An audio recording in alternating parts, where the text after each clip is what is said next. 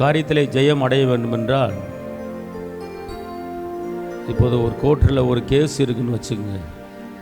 அந்த கேஸ் ஜெயிக்கிறதுக்கு வக்கீல் சரியான பாயிண்ட்டுகளை எடுத்து கொடுத்தா தான் அந்த கேஸில் அந்த பார்ட்டிக்கு ஜெயம் கிடைக்கும். சரியான பாயிண்ட்டு கொடுக்கலன்னா ஜெயம் கிடைக்காது.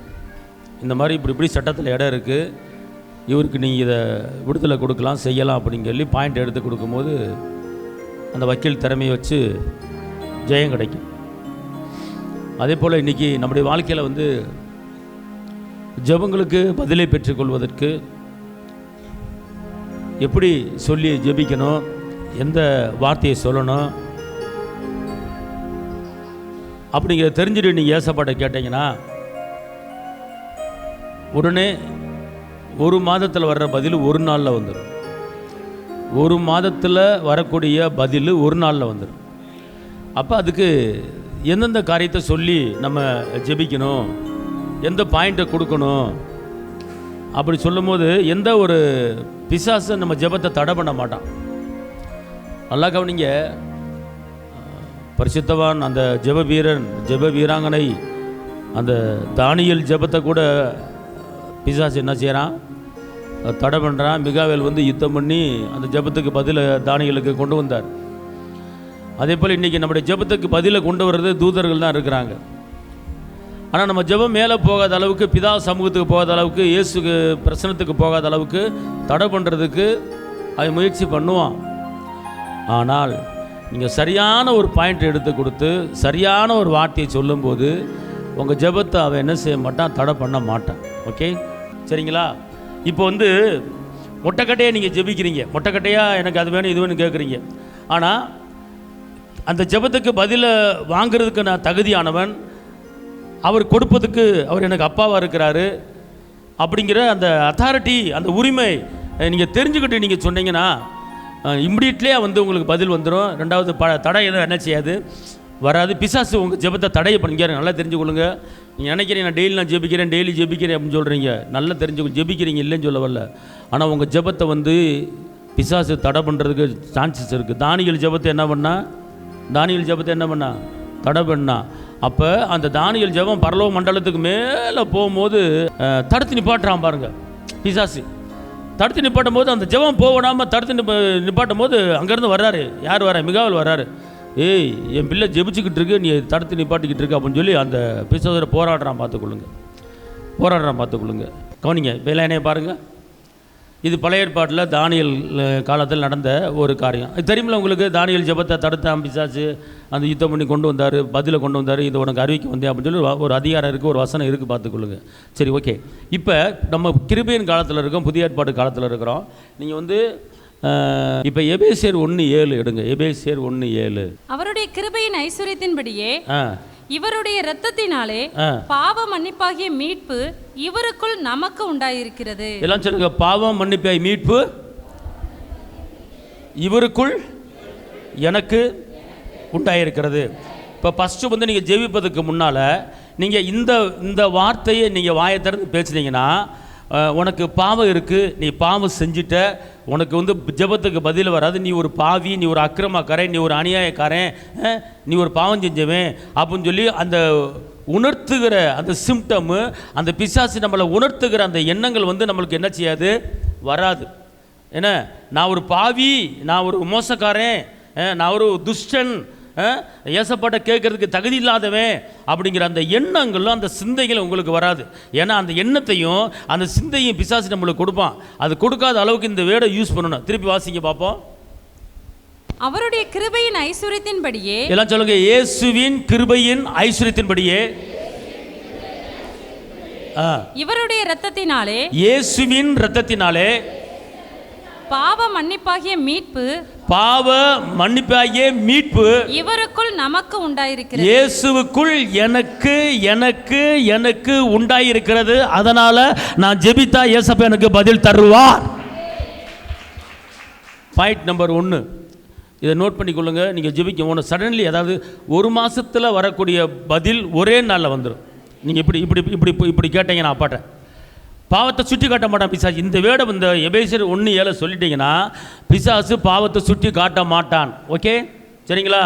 திருப்பி வாசிக்குமா, திருப்பி ஆணித்தனம் உள்ள இறக்குறேங்க கொண்டு வந்து சொல்லுங்க. அவருடைய கிருபையின் ஐஸ்வரியத்தின்படியே. இப்போ திருப்பி சொல்லுங்க. இங்க எல்லாரும் பேசணும். இப்போவே எல்லாம் ஒப்புதல் பண்ண போறீங்க, இப்போ அறிக்கை பண்ண போறீங்க, இப்போ விடுதலை கிடைச்சிடும். ஓகேங்களா?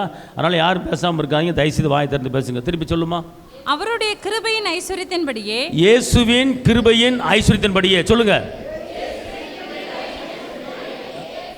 இயேசுவின் இரத்தத்தினாலே. இயேசுவின் இரத்தத்தினாலே பாவ மன்னிப்பாகிய மீட்பு. பாவ மன்னிப்பாகிய மீட்பு எனக்கு. எல்லாம் கை வைங்க. எனக்கு எனக்கு இங்க இருங்க. பாவ மன்னிப்பாகிய மீட்பு எனக்கு எனக்கு உண்டாகி இருக்கிறது. அதனால பாவத்துக்கும் எனக்கும் சம்பந்தம் இல்லை. என் பாவத்தை ஏசப்பா அவருடைய இரத்தத்தால் என்னை கழுவிட்டாரு. அதனால நான் இப்போ என்ன கேட்டாலும் என் அப்பா இயேசு கொடுப்பாரு. கையை தட்டி அப்பாவுக்கு மகிமை. ரெண்டாவது பாயிண்ட் நோட் பண்ணிக்கொள்ளுங்க. கொலைசர் 1:13.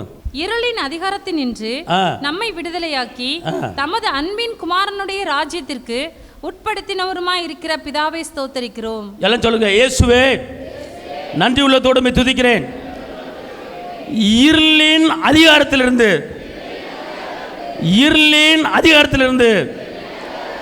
என்னை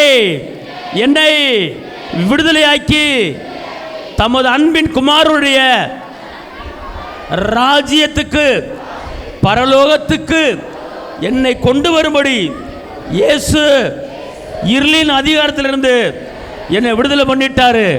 அதனால எனக்கும் இருளுக்கும் சம்பந்தம் கிடையாது. எனக்கும் இருளுக்கு. திருப்பி வாசியும் அந்த வசனத்தை. இருளின் அதிகாரத்தினின்று. இருளின் அதிகாரம்னா ஒரு இருட்டுக்குள்ளே நீங்கள் நடக்க முடியாது, இருட்டுக்குள்ளே போக முடியாது, இருட்டுக்குள்ளே பேச முடியாது, ஒரு வேலையும் பார்க்க முடியாது. அப்போ இருட்டுக்குள்ளே இருந்தால் பொம்மை மாதிரி தான் இருக்கணும். அப்போ இருள் நம்ம ஒரு காலத்தில் அதிகாரம் பண்ணிக்கிட்டு இருந்துச்சு.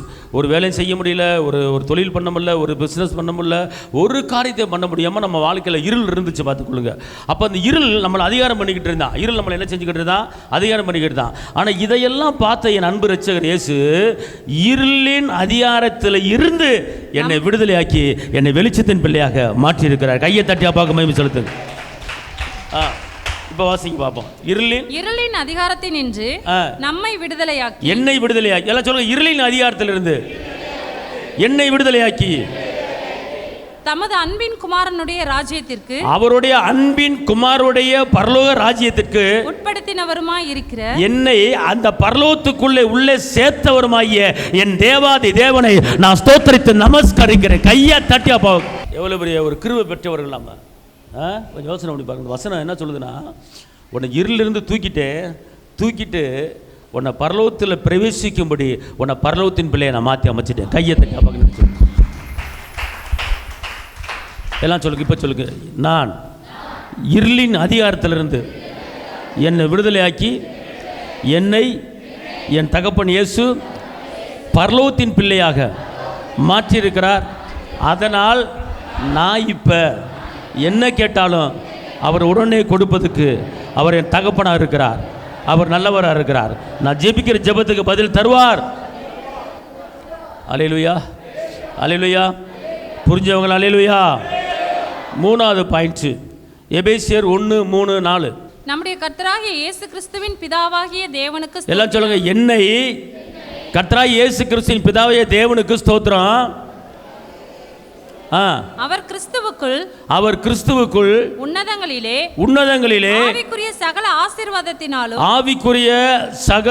ஆசீர்வாதத்தாலும் நம்மை ஆசீர்வதித்திருக்கிறார். என்னைய பாருங்க. சொல்லுங்க. ஆவிக்குரிய சகல ஆசீர்வாதத்தாலும் என்னை ஆசீர்வதித்திருக்கிறார். இந்த வசனத்தை திருப்பி சொல்லுமா. அந்த வசனத்தை. என் கர்த்தராகிய இயேசு கிறிஸ்துவின் பிதாவாகிய தேவனுக்கு ஸ்தோத்திரம். ஸ்தோத்திரம். அவர் கிறிஸ்துவுக்குள் உன்னதங்களிலே ஆவிக்குரிய சகல ஆசீர்வாதத்தினாலும் என்னை ஆசீர்வதித்திருக்கிறார். எல்லாம் சொல்லுங்க. திருப்பி சொல்லுங்க. ஆவிக்குரிய சகல ஆசீர்வாதத்தாலும் என்னை ஆசீர்வதித்திருக்கிறார். எல்லாம் சொல்லுங்க. ஆவிக்குரிய சகல ஆசீர்வாதத்தாலும் என்னை ஆசீர்வதித்திருக்கிறார். எபேசியர் 1:3-4 படி ஆவிக்குரிய சகல ஆசீர்வாதத்தாலும் என்னை ஆசீர்வதித்திருக்கிறார். அதனால் என்னுடைய ஆசீர்வாதம், என் மனைவி ஆசீர்வாதம், என் பிள்ளைகள் ஆசீர்வாதம், என் சந்ததி ஆசீர்வாதம், நான் கையிட்டு செய்கிற எல்லா வேலைகளின் ஆசீர்வாதம், என்னுடைய வியாபாரத்தின் ஆசீர்வாதம், என்னுடைய உடம்புக்குள்ள இருக்கிற எல்லா அந்த சுகத்தின் ஆசீர்வாதம், எல்லாவற்றையும் இந்த எபேசியர் 1:3-4 படி பெற்றுக்கொள்வதற்கு எனக்கு அத்தாரிட்டி தகுதி இருக்கிறது. அதனால் நான் கேட்பேன், வாங்குவேன். கையை தட்டாப்பாவுக்கு புரியல. எப்படியாப்பட்ட மலை போல பிரச்சனை இருந்தாலும் சரி உடஞ்சிடும். இந்த பாயிண்ட் எடுத்து கொடுங்க. அல்லேலூயா. சும்மா வக்கீல் போய் இவனுக்கு விடுதலை கொடுங்க, உனக்கு விடுதலை கொடுங்க, உனக்கு விடுதலை கொடுங்க, இவன் தெரியாமல் செஞ்சு போட்டான் விடுதலை கொடுங்க, அப்புறம் நீதிபதி விடுதலை கொடுப்பாரா? தெரியாமல் கொலை பண்ணா விடுதலை கொடுங்க, தெரியாமல் கொலை பண்ண விடுதலை கொடுங்க அப்படின்னு வக்கீல் வாதாடுறனா நீதிபதி விடுதலை கொடுப்பாரா? அவர் இந்த கொலைக்கு இந்த சட்டத்தின்படி இவருக்கு விடுதலை கொடுக்கலாம், 3 மாதம் தண்டனை கொடுக்கலாம்னு சொல்லி இந்த புத்தகத்தில், இந்த சட்டத்தில் இடம் இருக்கிறது. அதனால் கனம் கோர்ட் அவர்களே இந்த சட்டத்தின்படி இவனுக்கு விடுதலை கொடுங்க அப்படின்னு சொல்லி அந்த பாயிண்ட்டை வக்கீல் என்ன செய்வார்?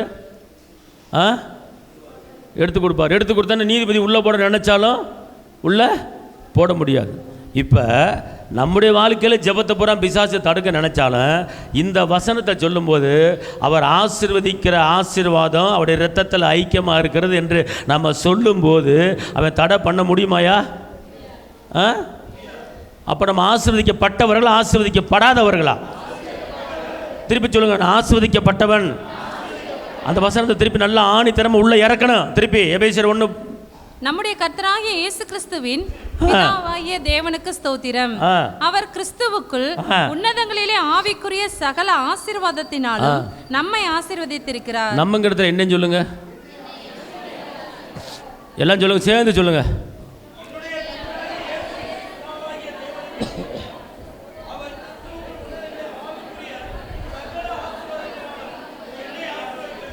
எல்லாம் சொல்லுங்க. சகல ஆசீர்வாதத்தாலும் என்னையும் என் பிள்ளைகளையும், நல்ல ஃபயரா, சகல ஆசீர்வாதத்தாலும் என்னையும் என் பிள்ளையும் ஆசீர்வதித்து இருக்கிறார். ஆசீர்வதித்து இருக்கிறார்.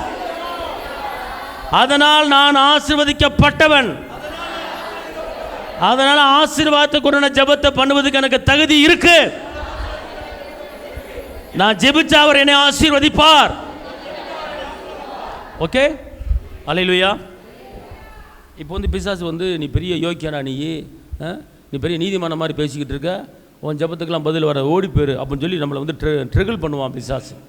அப்படி பண்ணும்போது நம்ம ஒரு வார்த்தையை சொல்லணும். ரோமர் 8:33. தேவன் தெரிந்து கொண்டவர்கள் மேல் குற்றம் சாட்டுகிறவன் யார்? தேவனே அவர்களை நீதிமான்களாக்குகிறவர். எல்லாம் சொல்லுங்க, ஏய் என்னைய பாருங்கம்மா, ஏய் ஏய் ஏய். யாரை பார்த்து ஏங்குறீங்க? பக்கத்தில் ஆளை பார்த்தா பாவம், அவங்கள ஒன்றும் சொல்லாதீங்க. ஏய் ஏய் ஏய். தேவனே தேவனே, என் அப்பா இயேசுவே என்னை நீதிமானா மாத்திட்டாரு. என்னை நீதிமானா மாத்திட்டாரு. நீ என்ன பேசுறதுக்கு? நான் அவருடைய இரத்தத்தால நீதிமானாய் மாறி இருக்கிறேன். அதனால என் ஜெபத்துக்கு பதில் உண்டு. திருப்பி அந்த வசனத்தை சொல்லுங்க. தேவன் தெரிந்து கொண்டவர்கள் மேல், எல்லாம் சொல்லுங்க, இயேசு இந்த உலகத்துல யாரை தெரிஞ்சிருக்கிறாரோ தெரியலையோ, சவுண்டு பத்தல. ஒருவேளை கர்த்தருக்கு சித்தமானா நாளைக்கே உங்க ஜெபத்துக்கு பதில் வரப்போகுது. நான் இந்த பாயிண்ட்டை நான் கொடுக்குறது நீங்கள் நைட்டு உட்காந்து நீங்கள் அடிச்சிங்கன்னு ஒரு அடி அடிச்சிங்கன்னு வச்சுக்கோங்களேன், நாளைக்கு கூட பதில் வர்றதுக்கு சான்சஸ் இருக்குது. ஆமென் சொல்லுங்க. அல்லேலூயா. வாசிங்கம்மா. தேவன் தெரிந்து கொண்டவர்கள் மேல் குற்றம் சாட்டுகிறவன் யார்? இப்போ முதல் பாயிண்ட்டு இங்கே இருங்க. இந்த உலகத்தில் உன் தாய் உன்னை தெரிஞ்சுக்கொள்ள, உன் தாப்பி உன்னை தெரிஞ்சுக்கொள்ள, உன் சொந்தக்காரன் தெரிஞ்சுக்கொள்ள, எந்த மனுஷன் தெரிஞ்சுக்கொள்ள, உன்னை தாயின் கருவிலேயே தெரிஞ்சு கொண்டவர் என் தகப்பன் இயேசு. என் தகப்பன் இயேசு. அல்லேலூயா. எல்லாம் சொல்லுங்க, என்னை தெரிந்து கொண்டவர், என்னை அழைத்தவர், என்னை தெரிந்து கொண்டவர். எல்லாம் சொல்லுங்க, என் தாய் வயிற்றுக்குள்ள நான் கருப்பா சிவப்பானு என் தாய்க்கு தெரியாது. ஆனால் நான் வயிற்றுக்குள்ளே இருக்கும்போதே என் அப்பன் இயேசு என்னை தெரிஞ்சுக்கிட்டார். அவர் தெரிஞ்சுக்கிட்டு அவர் என்னை நீதிமானா மாத்திட்டாரு. ஏசாயா 50:8 என்ன சொல்லப்பட்டிருக்கு? என்னை நீதிமானாக்குகிறவர் சமீபமாய் இருக்கிறார், என்னோட வழக்காடுகிறவன் யார்? ஏகமாய் நிற்போமாக, யார் எனக்கு எதிராளி?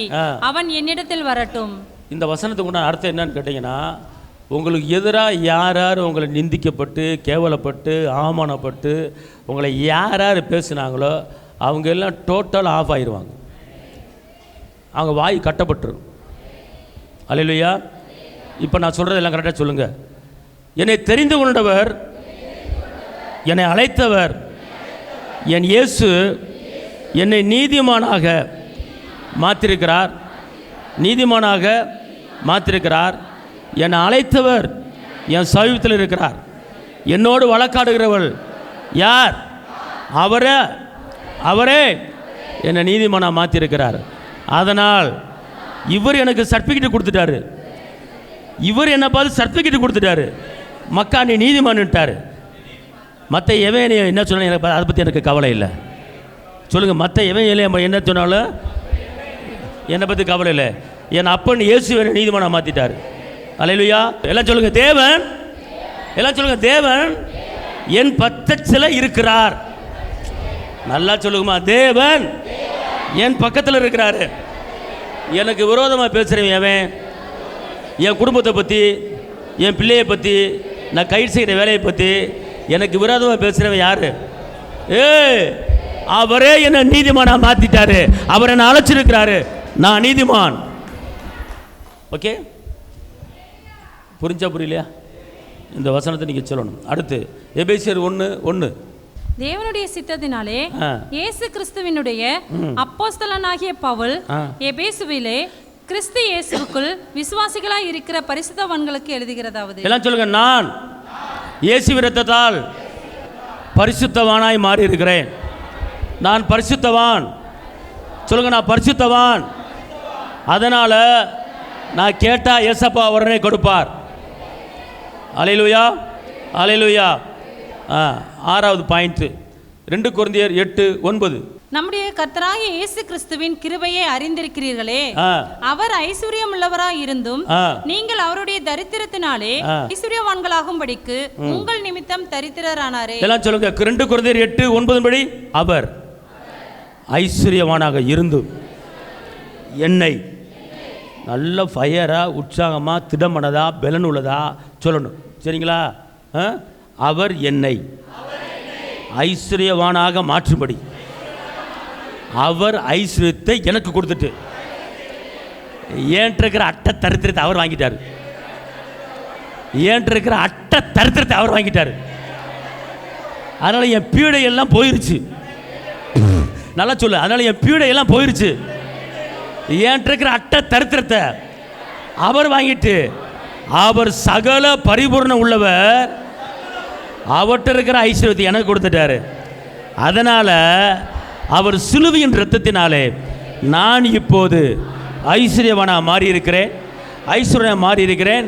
2 கொரிந்தியர் 8:9 படி, 2 கொரிந்தியர் 8:9 படி, நான் பணத்தை கேட்பேன், பொருளை கேட்பேன், அடகு வச்ச நகையை கேட்பேன். இந்த வசனத்தின்படி கேட்குறதுக்கு ரைட் இருக்குது. 40 நாள் முடிகிறதுக்குள்ள நான் அடகு வச்ச நகையெல்லாம் நான் திருப்பணும். என்கிட்ட எந்த குறையும் இருக்கக்கூடாது. இந்த வசனத்தின்படி அவர் ஐஸ்வர்யத்தை எனக்கு கொடுத்துட்டாரு.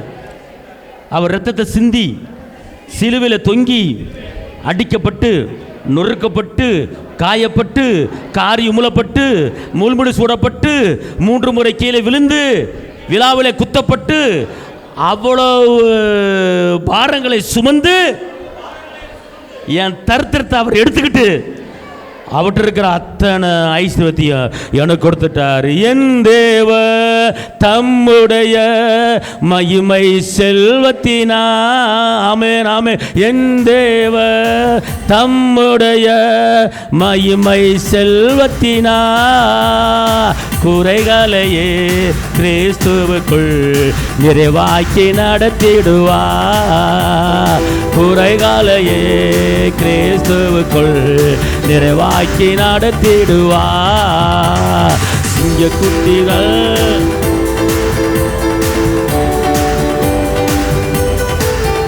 அல்லேலூயா. அடுத்து 2 கொரிந்தியர் 12:9. அதற்கு அவர், என் கிருபை உனக்கு போதும், என் கிருபை உனக்கு போதும், பலவீனத்திலே என் பலன் பூரணமாய் விளங்கும். பலவீனத்திலே என் பலன். எல்லாம் சொல்லுங்க, இயேசுவுடைய கிருபை எனக்கு போதும். என்னுடைய சோர்வுல, என்னுடைய அசதியில், என்னுடைய இருமல்ல, என்னுடைய சோர்வில், என்னுடைய சளி பிடிச்சிருக்கிறதுல, என்னுடைய தள்ளாட்டத்தில் அவருடைய பலன் எனக்கு மேலே இருக்கு. அதனால இது ஒன்று என்ன ஒன்றும் செய்ய முடியாது. கையை தட்டாப்பாவுக்கு. இது யார் சொல்கிறா தெரியுமா? பவுலடிகளாருக்கு வந்து ஒரு முள் இருந்துச்சு, சரிங்களா? அந்த முள் குத்திக்கிட்டே இருக்குது, என்னால் தாங்க முடியல, அந்த பிளவின போராட்டம் பெரிய போராட்டம் இருக்குது, அப்பா கொஞ்சம் இந்த முள்ளிலிருந்து எனக்கு ஒரு விடுதலை கொடுங்க அப்படின்னு கேட்கும்போது பதில் வருது. என்ன வருதுன்னா, உன்னுடைய பலவீனத்திற்கு மேலே என்னுடைய பலன் பூரணமாய். பவுல் கேட்குறாராம்மா? பவுல் கேட்குறாரா? கேளுங்க, பவுல் கேட்குறத சொல்லுங்க. அன்றியும் எனக்கு வெளிப்படுத்தப்பட்டவர்களுக்குரிய மேன்மை நிமித்தம் நான் என்னை உயர்த்தாதபடிக்கு என் மாம்சத்திலே ஒரு முள் கொடுக்கப்பட்டிருக்கிறது. என் மாம்சத்தில் ஒரு பலவீனம், ஒரு இடுப்பு வலி, முட்டு வலி, முடக்க வலி, உள்ளான ஒரு வலி வந்து கொடுக்கப்பட்டிருக்கிறது. என்னை நான் உயர்த்தாதபடிக்கு, என்னை நான் கனப்படுத்தாதபடி, என்னை மேன்மைப்படுத்தாதபடி, என்னை உயர்த்தாதபடி அது என்னை குட்டும்.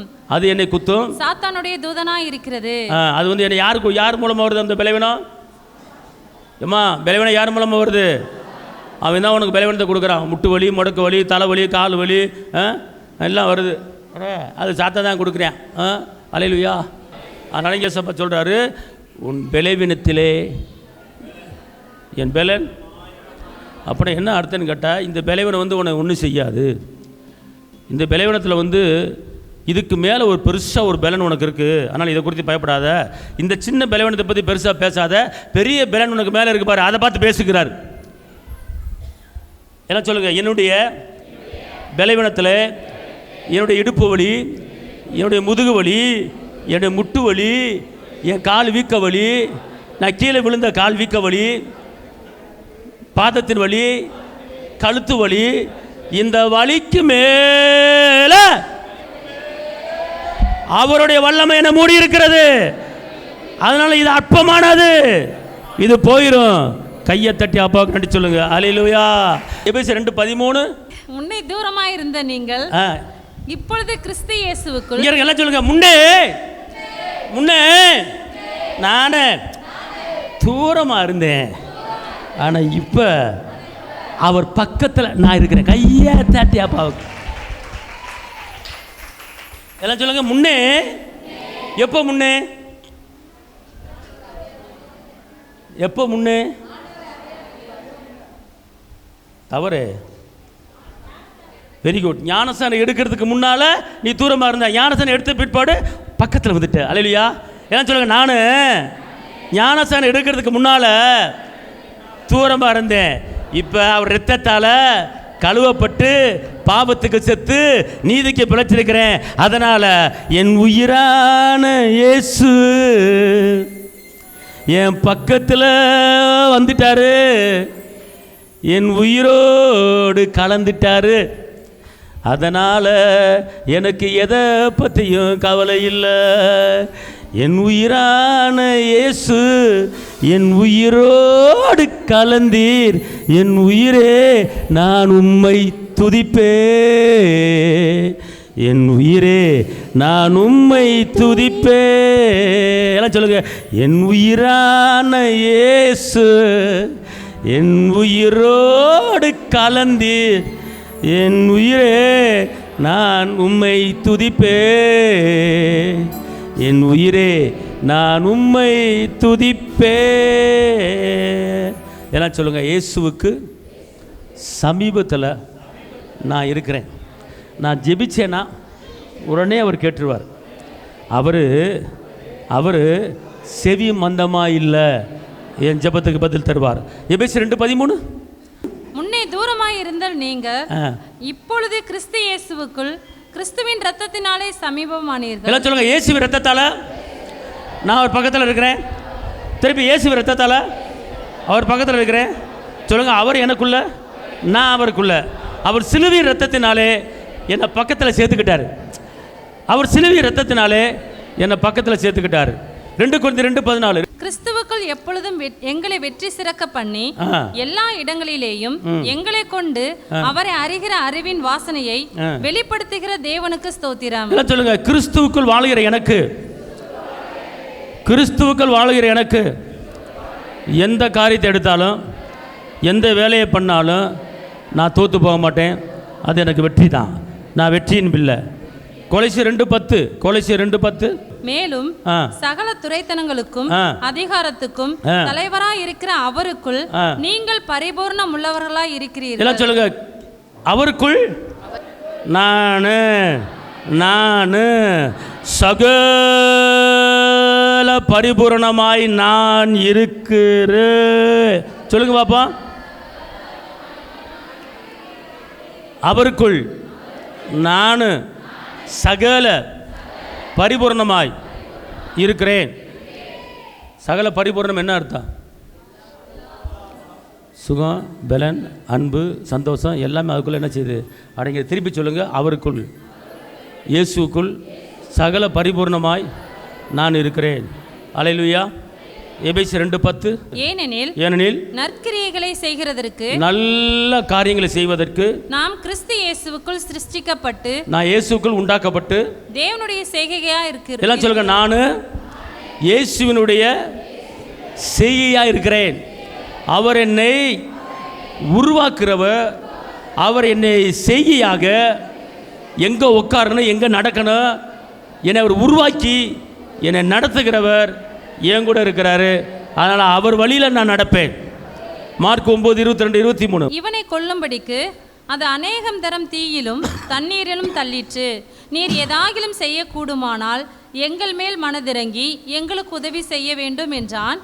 இயேசு அவனை நோக்கி, நீ விசுவாசிக்க கூடுமானால் ஆகும். எல்லாம் சொல்லுங்க, இயேசுவே இப்போ சொல்லப்பட்ட எல்லா வசனத்தின்படி நான் விசுவாசித்து, நான் ஒவ்வொரு வசனத்துக்கும் என் குடும்பத்துக்கு உண்டான ஒவ்வொரு பாயிண்ட்டு சொல்லி நான் ஜெபிக்க போகிறேன். எனக்கு பதில் கொடுக்க போகிறார்.